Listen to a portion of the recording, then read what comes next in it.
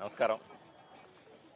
ఈరోజు నేను ఆదోనిలో మాతా శిశు సంక్షేమ శాఖకు సంబంధించినటువంటి హాస్పిటల్లో మీతో విజిట్ చేశాను.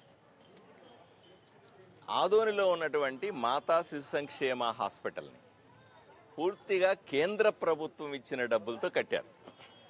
కోట్ల రూపాయలు ఖర్చు పెట్టి కేంద్ర ప్రభుత్వం గర్భిణులకు కానీ కొత్తగా పుట్టినటువంటి పిల్లలకు వైద్య నిమిత్తం అన్ని సదుపాయాలు ఏర్పాటు చేసి ఇక్కడ హాస్పిటల్ ఏర్పాటు చేశారు. దీనికి కేంద్ర ప్రభుత్వం పూర్తి స్థాయి నిధుల్ని సహాయ సహకారాలని కూడా అందిస్తూ ఉంది. దానికి అవసరమైనటువంటి ఖర్చులు కానీ మెయింటెనెన్స్కి సంబంధించిన నిధులు కూడా కేంద్ర ప్రభుత్వం ఇవ్వడానికి సిద్ధంగా ఉంది. ఇప్పుడు ఇస్తూ ఉంది కూడా, ఎవరైనా అడిగి ఇంకా ఇవ్వడానికి కూడా సిద్ధంగా ఉంది. నేను కేంద్ర ప్రభుత్వం ఇస్తుంది కదా, భారతీయ జనతా పార్టీ ప్రభుత్వం నరేంద్ర మోదీ గారు ఇచ్చినటువంటి హాస్పిటల్ కదా, లోపల ఎలా ఉంటుందని ఈరోజు పొద్దున విజిట్ చేయడానికి వచ్చాను.